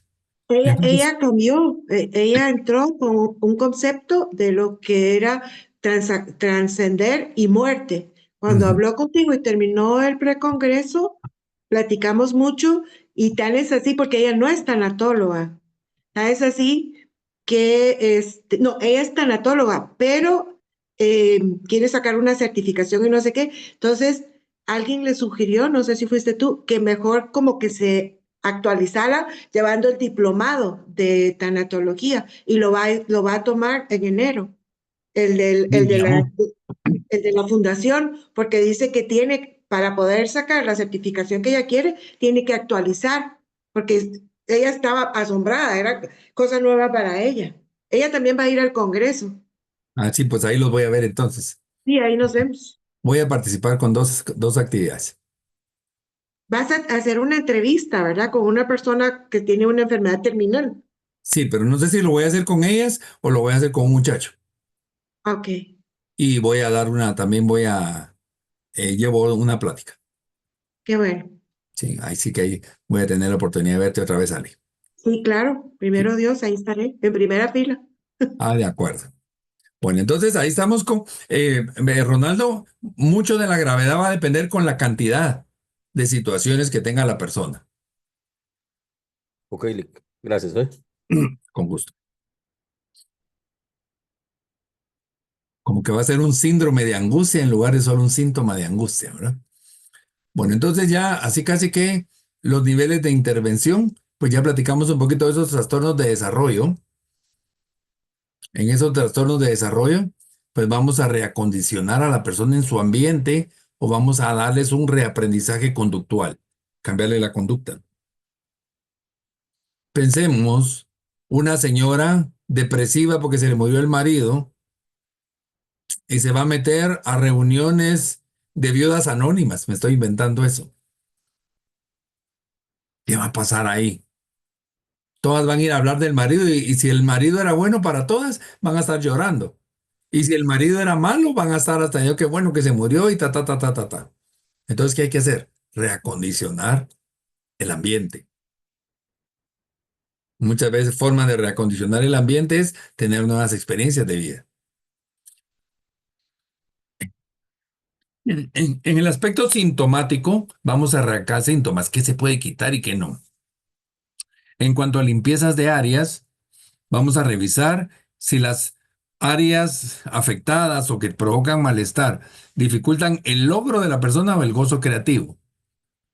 Para revisar la estructura del carácter, vamos a analizar sus disolver rasgos, elaborar mecanismos de defensas, elaborar transferencias, revisar su elaboración de traumas, revisar sus experiencias afectivas, cumbres, su emocionalidad, o también revisar la reestructuración de su aparato mental.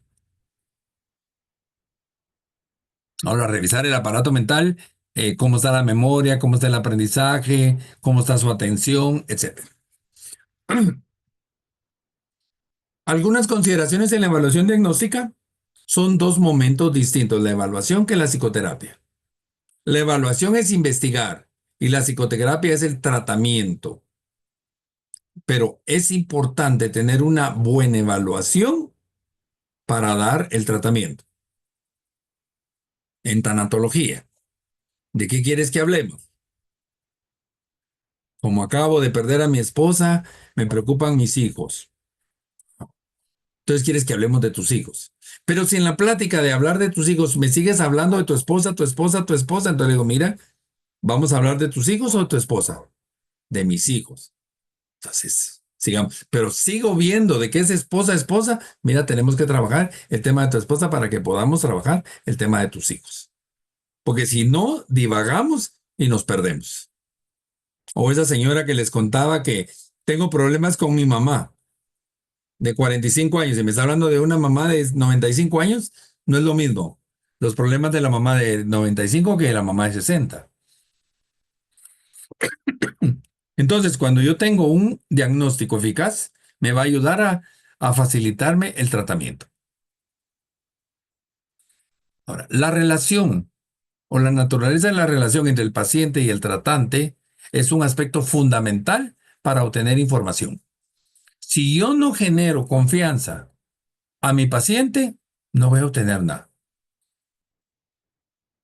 Me recuerda a mi tía, que ella iba con un médico, excelente el tipo, pero el tipo era malcayente ese doctor. Yo creo que no se reía ni para cobrar. Y por muy eficiente, eficaz, bueno que era, mi tía no le tenía confianza y no se curaba. Y ahí la llevaron con un doctor viejito de barrio que no tenía ninguna especialización y él la mantenía bien. El apego a la confianza. También es importante utilizar un criterio de evaluación doble ciego. Por ejemplo, yo utilizo mucho pruebas psicométricas.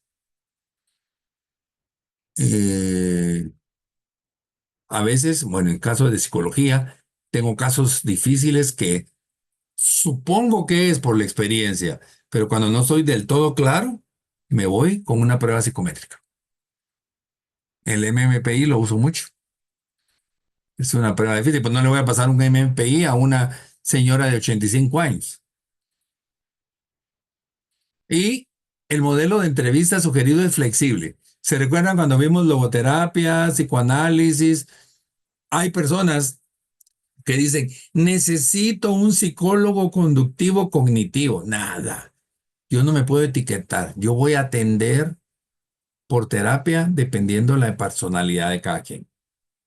Pero hay gente que le encantó Freud y se quedó con Freud.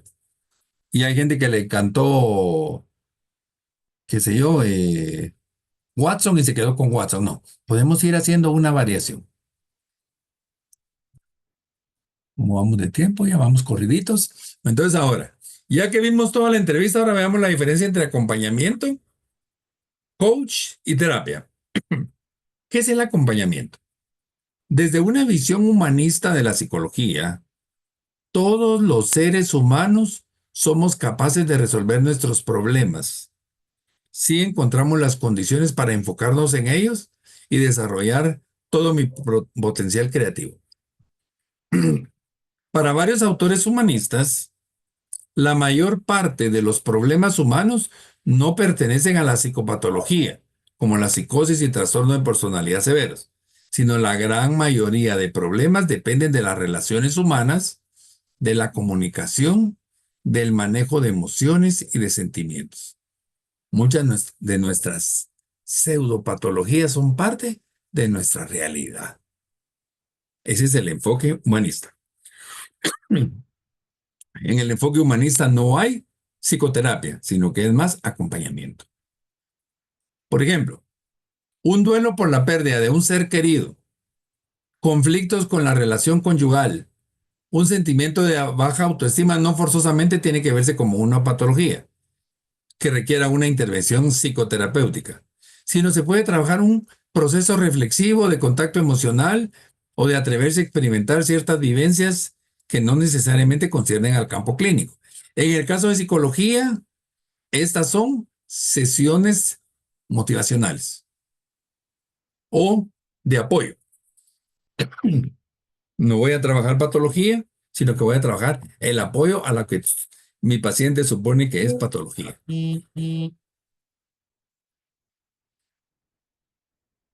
Carl Rogers fue de los primeros psicólogos que utilizó el término counseling o acompañamiento como una postura de asistencia para brindar ayuda, apoyo psicológico y prevenir conflictos mayores a las personas. Este término de counseling viene más o menos en los años 50, era menos amenazante para la comunidad médica, que se resistía a dejar la exclusividad de la psicoterapia. La psicoterapia inicialmente no la manejaban los psicólogos, sino los psiquiatras. Años más tarde, este señor Juan Lafarga, a solicitud de una comunidad de interesados, comenzó a entrenar en counseling a profesionales ajenos a la psicología. Ahí habían filósofos, antropólogos, etcétera, y de ahí surge el movimiento del desarrollo de potencial humanos, que es los humanistas. Desde inicios de este movimiento se manifestó claramente y contundentemente el rechazo al modelo médico de la atención de los problemas inherentes a la vida cotidiana, concibiendo que cualquier persona interesada con un perfil profesional y emocional adecuado y con el entrenamiento necesario se podía volver un facilitador u orientador del desarrollo humano. Y entonces, en ese contexto, en el acompañamiento se alejó el término de psicoterapia o se redujo y se utilizaron términos de acompañamiento, orientación, facilitación, acompañamiento psicológico, acompañamiento emocional. Y así es como surge también el movimiento coach. Ahora, el problema es cuando tenemos esos coach o esos tanatólogos que se quieren meter a tomar decisiones terapéuticas. Les voy a poner un caso. Yo no sé si ustedes oyeron hablar de Albert Jans. Albert Jans, él creó el Instituto de Hipnosis en Guatemala. Pero él aprendió a hipnotizar en un circo. Él era circense colombiano. No tengo nada en contra de los circenses.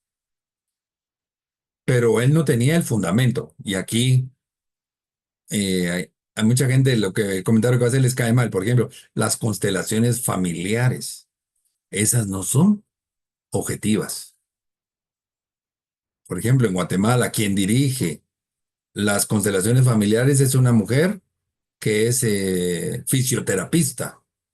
Excelente mujer, la conozco, buenísima onda, somos amigos, pero le digo, tú no eres psicóloga. Entonces, todas esas cosas que has aprendido es un poquito de parapsicología. O si ustedes se van a ver esos programas de reality show que hay en la televisión, donde tenemos de coach de canción a un cantante más trabado que el trabe, dando consejos de psicoterapia y el pobre se mira más loco que uno. Esas personas no son para dar terapia. Casi que todos los locutores de los canales de televisión tienen programas motivacionales, pero no todos son buenos. Porque empiezan a jugar que con piedrecitas, que con lucecitas, que con esto. Entonces, eso es acompañamiento, eso no es psicoterapia. Pero como todo está en la mente, hay gente que si le dicen sóbese con un huevo el cerebro, lo hacen y se les quitó el poder de la fe, pues. ¿Sí me explico? Pero eso es acompañamiento, no es psicoterapia. Para el movimiento humanista, el término de acompañamiento es el más apropiado para el apoyo psicológico, ya que el significado puntual de acompañamiento es conducir, seguir, escoltar, agregar, añadir, unir, juntar, asociar, asistir, auxiliar, escoltar, proteger. Nunca dice terapiar, sino es apoyo. Eso es el acompañamiento o el coaching. El acompañamiento se trata de un servicio de apoyo profesional a través de acciones preventivas y de orientación a personas, grupos e instituciones que necesiten apoyo para tomar decisiones o resolver problemas que alteran su ritmo de vida normal. También brindan orientación, dan apoyo, contención emocional, discuten temas existenciales, planifican vida, establecen metas y los principales temas a tratar son duelos, crisis vitales, accidentales, conflictos personales e interpersonales, familiares, laborales, educativos. La principal diferencia del acompañamiento psicológico con la psicoterapia radica en que la última, o sea, el psicólogo, aborda especialmente psicopatologías, mientras que el tanatólogo, el acompañante, asiste a las personas que tienen que resolver un conflicto puntual, tomar una decisión, mejorar una relación interpersonal. Entonces tenemos clara la diferencia. El orientador o acompañante que trabaja bajo esta perspectiva está consciente que va a atender a personas que están dentro de lo que puede denominarse cierta normalidad psíquica o psicológica y que están viviendo situaciones de crisis. O pueden ayudar a la persona en desarrollar su potencial personal. De modo que cuando sucede otra cosa superior a esto, van a delimitar su competencia y la trasladan a otro profesional para tener un problema mayor. También están conscientes de la necesidad de trabajar con grupos profesionales multidisciplinarios para una atención integral. Podemos trabajar con un trabajador social, una enfermera, el tanatólogo, el psicólogo, el psiquiatra, el paliativista, etc. Ahora, vamos con el coaching. Del acompañamiento surge el coaching, pero el coaching es más un proceso de aprendizaje para que la persona descubra el logro de objetivos, para desarrollar su conciencia y para hacerse responsable como persona. Aquí se establece una relación entre coach y coachee. Coachee es el cliente del coach. El coach tiene como herramientas, al igual que el terapeuta y el acompañante, el lenguaje, pero las herramientas del coach son enfocadas al logro de objetivos específicos. Entonces, tanatólogo, pérdidas. Coach, aprendizaje. Psicología, psicoterapia, patologías. El coach se enfoca en apoyar al coachee para que éste desarrolle sus recursos que necesita para lograr sus objetivos. Y esto lo va a llevar a través de un proceso bien definido. Clarificar el objetivo, generar alternativas de acción, diseñar planes de acción y evaluar resultados del plan de acción. Si nos damos cuenta, sí existen diferencias bien marcadas entre la terapia psicológica, el acompañamiento y el coaching. Entonces, por favor, un coach o un acompañante o un facilitador no están preparados para intervenir en cuestionamientos que tienen que ver con la salud mental. Y el psicólogo tampoco está preparado para facilitar un proceso de coaching o de acompañamiento. Porque muchas veces pasa que el psicólogo todo lo quiere llevar a la patología. Entonces también mucho cuidado. Entonces aquí están, miren en dibujitos, el coach está ayudándole a desenredar el pensamiento de la persona. El acompañamiento le está dando apoyo emocional y en la psicoterapia estamos trabajando con el corazón y con el cerebro. Y termino. Esta autora me gusta mucho, Virginia Satir. Dice que la vida no es lo que se supone que debería de ser, es lo que es. Y la forma de lidiar con esto es lo que hace la diferencia. Una persona en proceso de pérdida va con tanatólogo. Si no resuelve, ahí ya puede entrar en una patología. Pero la gran mayoría de los problemas vienen de la misma comunicación personal. Y aquí estoy terminando. Preguntas, por favor, dudas, inquietudes, comentarios.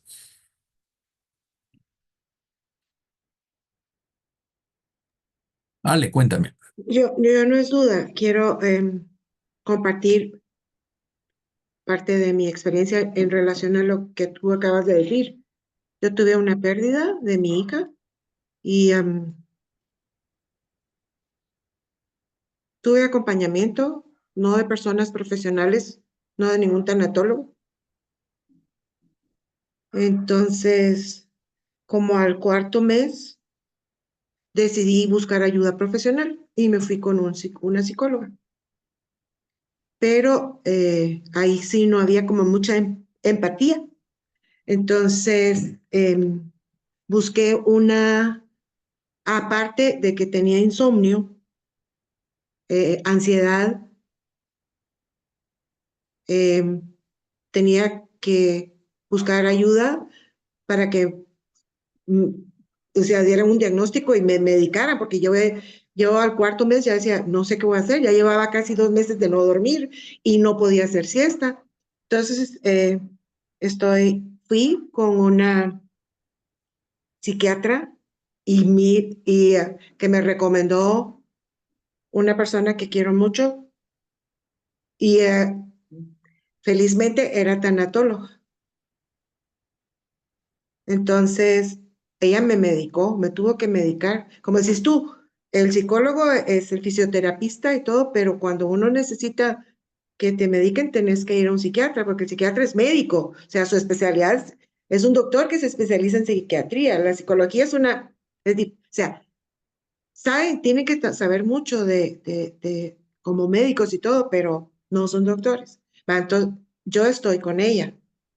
Yo estoy con ella y es un proceso, ya voy a cumplir un año y es un proceso, ella me ha ayudado mucho, pero no tanto como psiquiatra, sino como coach, como tanatóloga, pero como coach ahorita que estás diciendo todo eso, yo siento que ella su especialidad en tanatología, no es coaching, no es coach, pero ella ahorita los últimos 2 meses, casi 3, ella ha sido mi acompañante, ella me escucha. O sea, ha cambiado completamente eso y es increíble porque es el proceso donde yo he identificado muchas cosas y me he sentido mucho mejor con el acompañamiento y no con la psiquiatra. Correcto. Pero no sé si fue, bueno, yo tengo mucha fe, yo creo que Dios me pone ángeles a mí. Y entonces, yo ahorita ya tengo 2 meses y medio. Y yo me quité las pastillas porque dije, ella me dio Ribotril.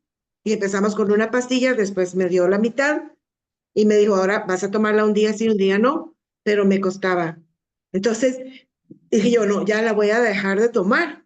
Y me dio un rebote, me dio una como abstinencia cuando un alcohólico o un drogadicto se va a recuperación y ese periodo. Paré en el hospital con un ataque de ansiedad, creí que era un ataque al corazón y no, era pura ansiedad, me quedé ahí, me tuvieron que poner, o sea, completamente fue como algo sintomático o no sé qué pasó, pero fue una reacción de eso. Y yo agradezco a este señor que haya tocado que haya el coach, porque siento que para una persona en duelo es lo más apropiado. Sí, sí. Ahora, si por ejemplo tú tienes una patología, por ejemplo tú ya traes una bipolaridad, y fallece tu hija, esa tu bipolaridad se te puede acentuar y ahí sí inmediatamente necesitas un psiquiatra. Ujú. Sí. Pero Qué nosotros vamos a ir buscando y ahora que nos estamos preparando ya sabemos también hacia dónde vamos, ¿verdad? Sí. Sí. Bueno, de Muchas acuerdo. gracias, Eduardo. Con muchísimo gusto. Por Entonces todo. nos quedamos por acá y nos vemos el El próximo jueves. próximo jueves para la tercera sesión. Sí, feliz noche. Gracias Muchas igualmente, que gracias. tengan todos feliz noche. Feliz noche para Buenas todos. noches. Nos Hasta vemos. Feliz luego. noche para Feliz todos. noche.